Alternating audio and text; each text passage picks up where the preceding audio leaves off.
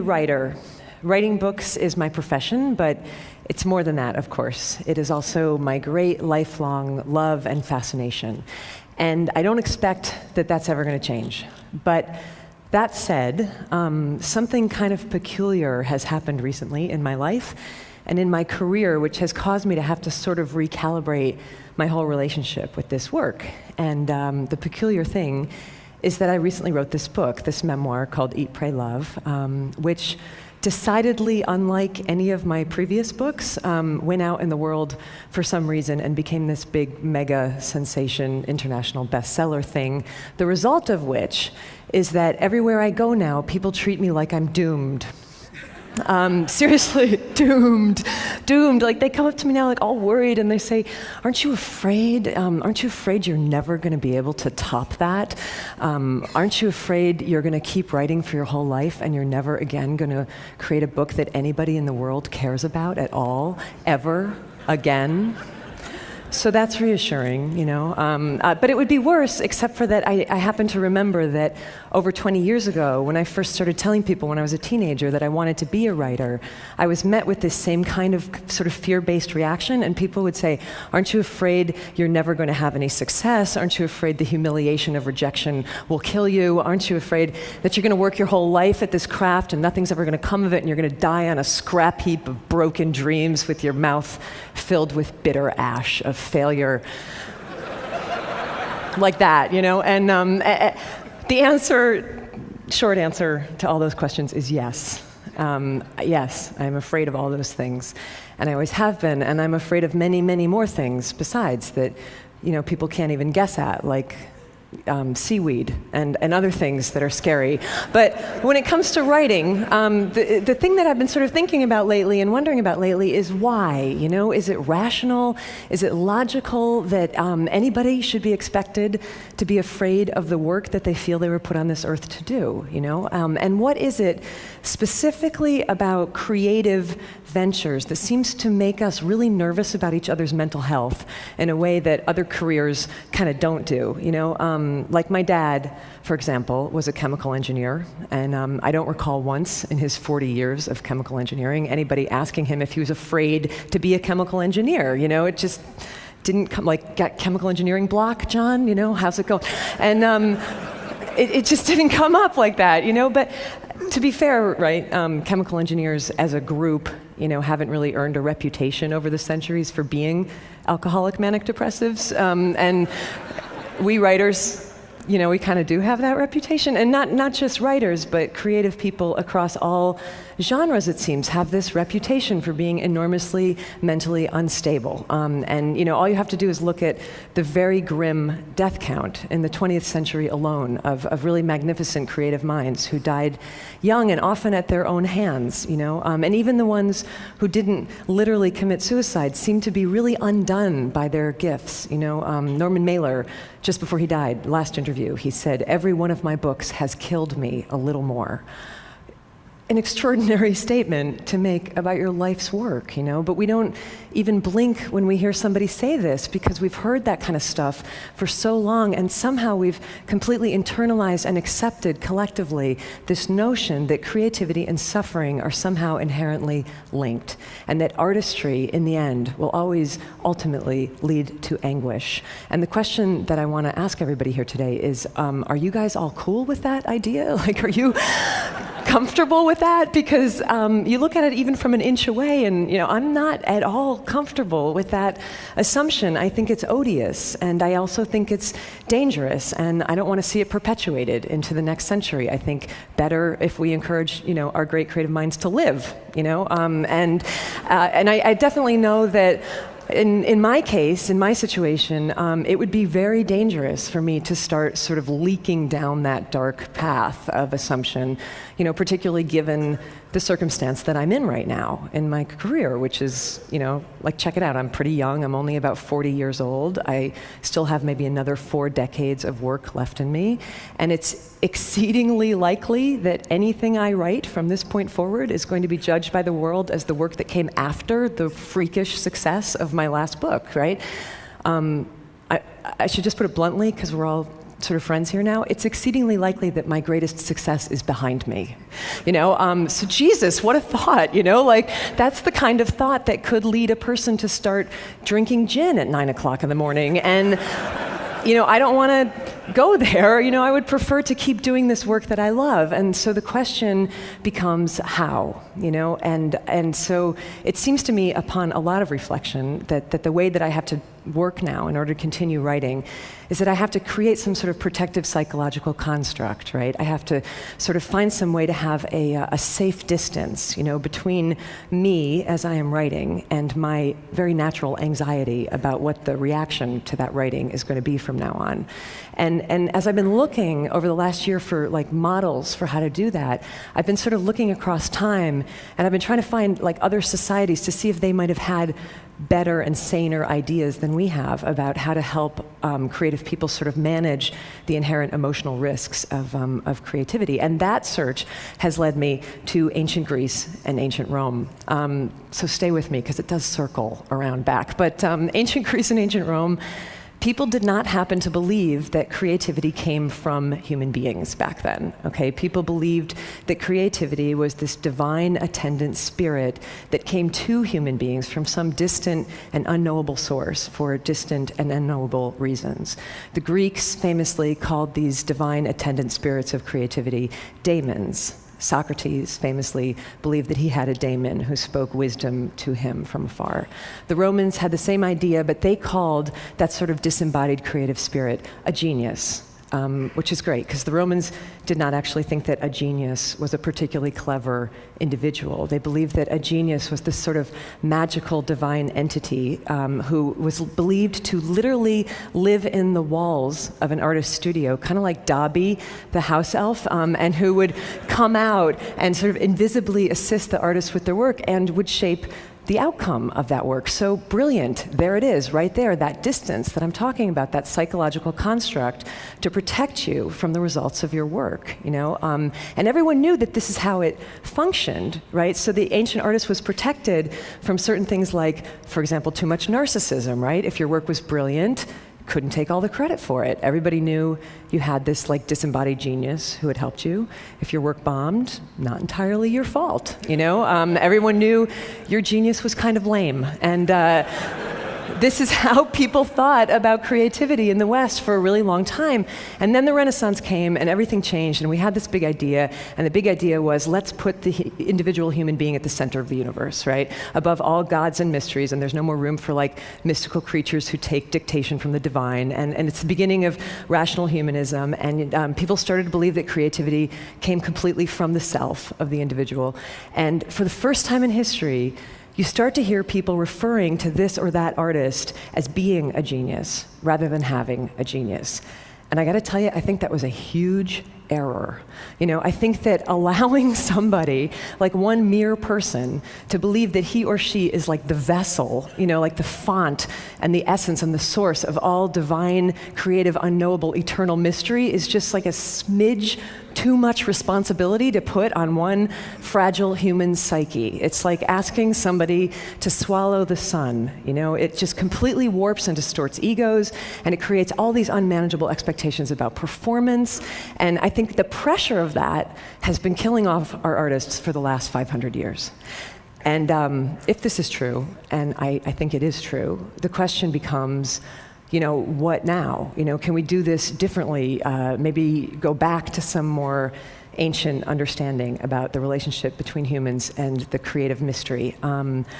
Maybe not, maybe we can't just erase 500 years of rational humanistic thought in one 18-minute speech. And there's probably people in this audience who would raise like really legitimate scientific suspicions about the notion of basically fairies who follow people around like rubbing fairy juice on their projects and stuff. Like, I'm not probably going to bring you all along with me on this. But the question that I kind of want to pose is, why not? Why not think about it this way? Because it makes as much sense as anything else I have ever heard in terms of explaining the utter maddening capriciousness of the creative process, a process which, as anybody who has ever tried to make something, which is to say, as basically everyone here knows, does not always behave rationally, and in fact can sometimes feel downright paranormal.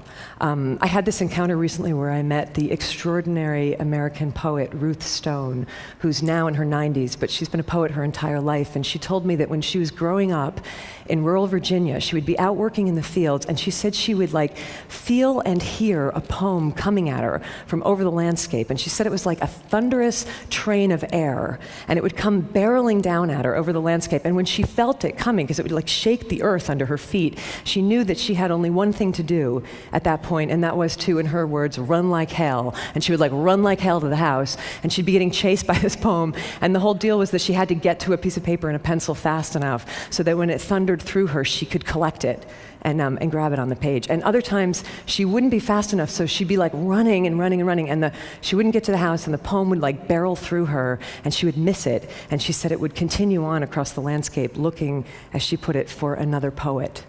And then there were these times, this is the piece I never forgot. She said that there were moments when she would almost miss it, right? So she's running into the house and she's looking for the paper, and the poem passes through her, and she grabs a pencil just as it's going through her, and then she said it was she would reach out with her other hand and she would catch it.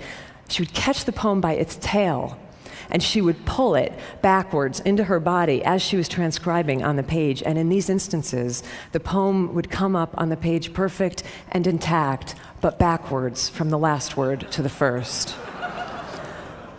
So when I heard that, I was like, that's uncanny. That's exactly what my creative process is like. It's not at all what my creative process, I'm not the pipeline, I'm a mule, and the way that I have to work is that I have to get up at the same time every day and sweat and labor and barrel through it really awkwardly.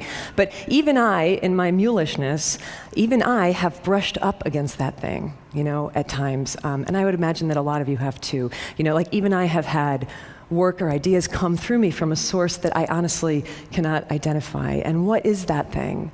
And how are we to relate to it in a way that will not make us lose our minds, but in fact might actually keep us sane?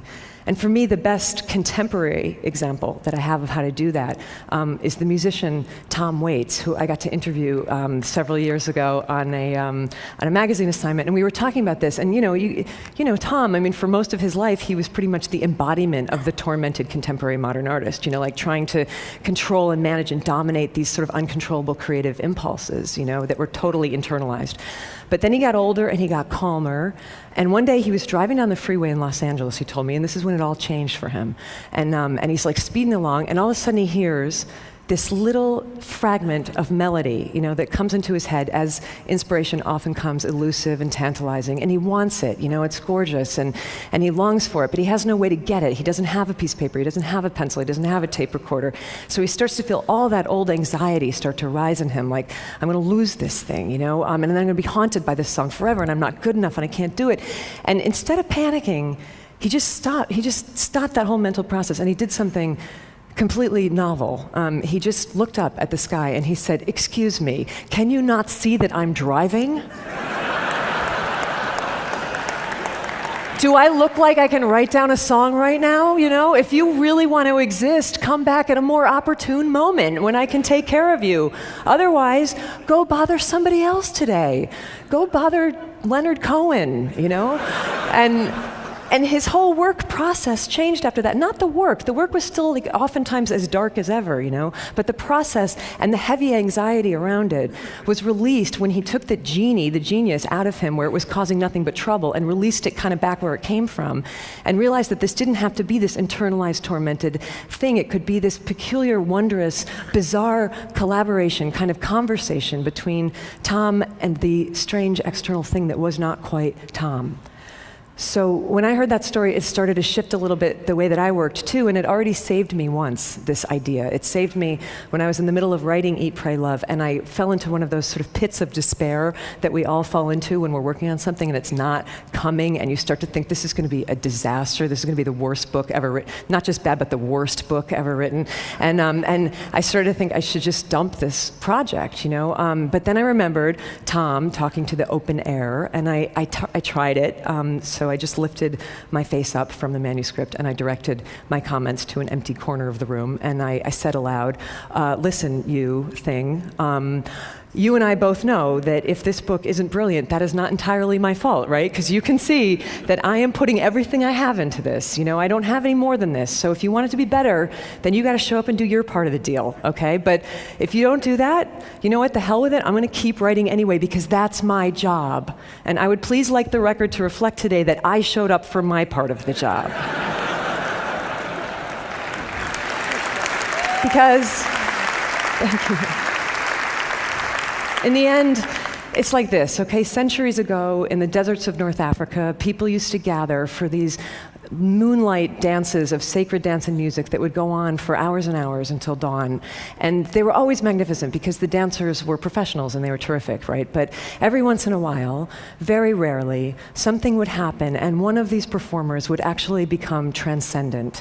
And I know you know what I'm talking about because I know you've all seen at some point in your life a performance like this, And it was like time would stop and the dancer would sort of step through some kind of portal, and he wasn't doing anything different than he had ever done, 1,000 nights before, but everything would align, and all of a sudden he would no longer appear to be merely human. He would be like lit from within and lit from below, and all like lit up on fire with divinity. And when this happened back then, people knew it for what it was, they called it by its name.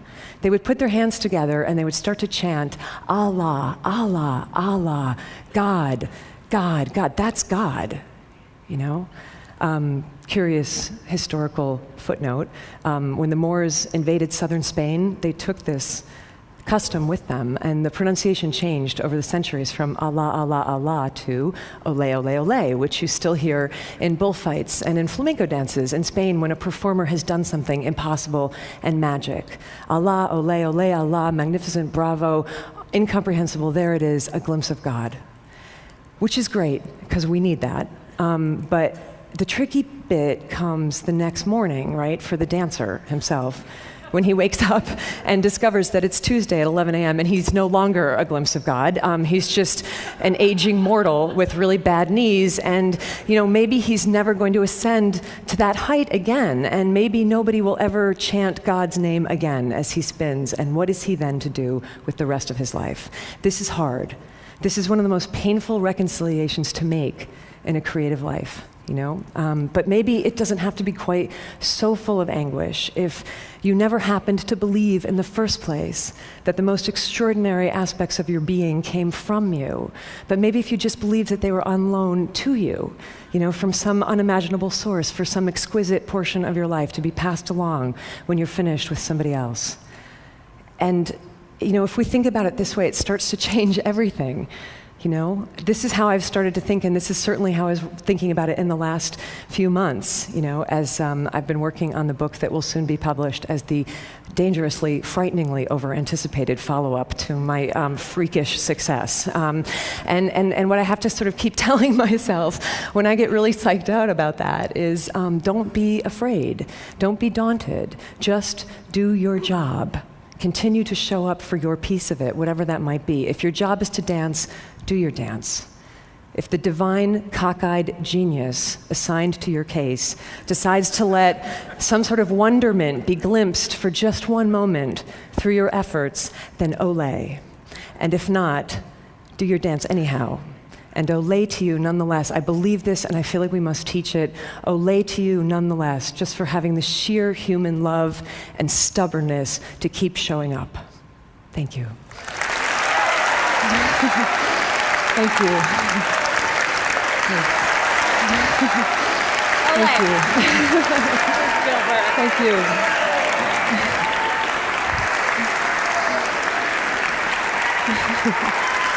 Thank you.